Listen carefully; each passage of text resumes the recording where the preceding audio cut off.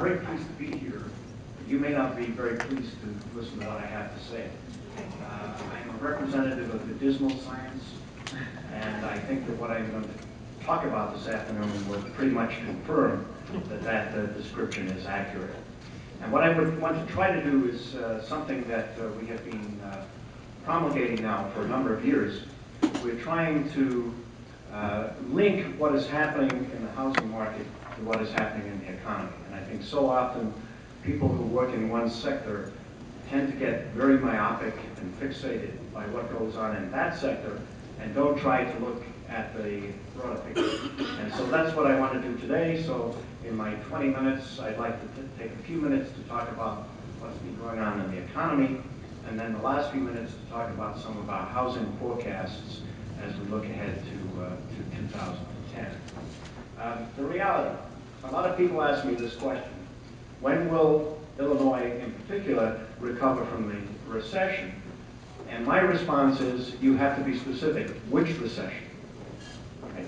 Because the fact is that while we've lost, as you can see here, just under 400,000 jobs in the current recession, over 250,000 jobs in 2009 alone, Illinois never recovered from the 2000-2001 recession.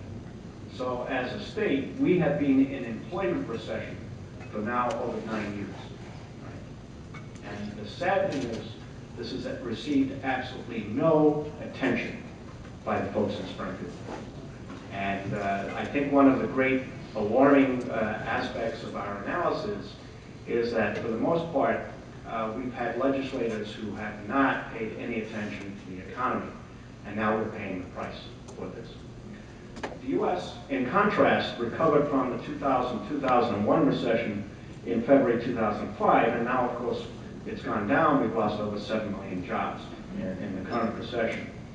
And the January job figures really deflated, I think, some expectations. November broke a string of 23 uninterrupted months of job losses nationally, and we had a modest gain of 4,000. And people were hoping that the December data would provide for us further confirmation that the economy was turning around. Instead of that, we ended up losing 85,000 jobs nationally and over 16,000 jobs in Illinois. When we look at it over the long term, we're now about 440,000. The data came out before I was able to complete them for this slide.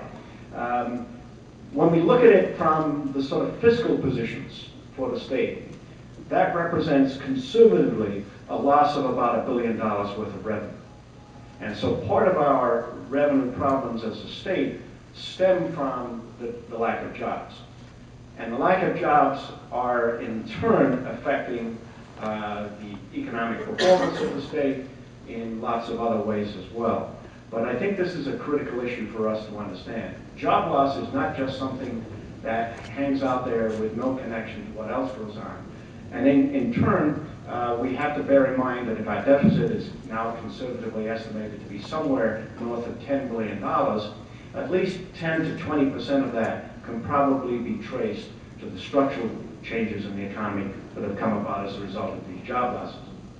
If we look at the period since 1945, Illinois has never had a period of more than 8 years where we've been in an employment recession. That is from peak, downturn, and recovery.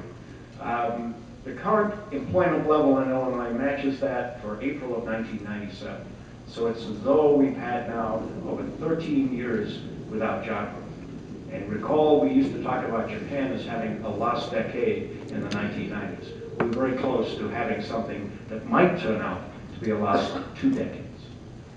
And as I pointed out a couple of weeks ago to your colleagues in Bloomington, that if we were a separate country, we would ask the IMF to come in because we would be regarded as a basket case, economically.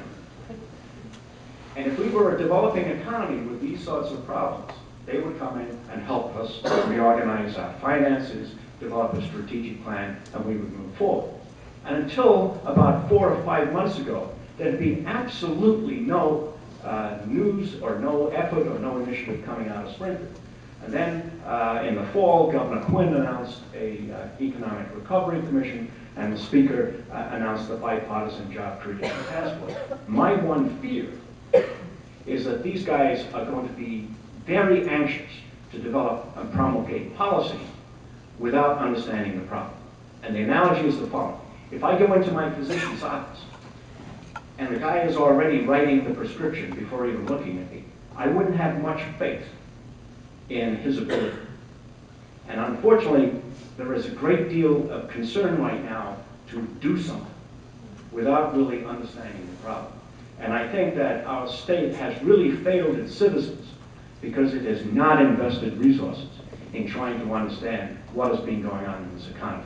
The basic attitude is being one, well, we'll muddle through. We're a large, sophisticated economy. We really don't have to do much. It'll sort itself out. And unfortunately, that attitude is now coming home to roost. And we're facing the prospect of a 20-year recession.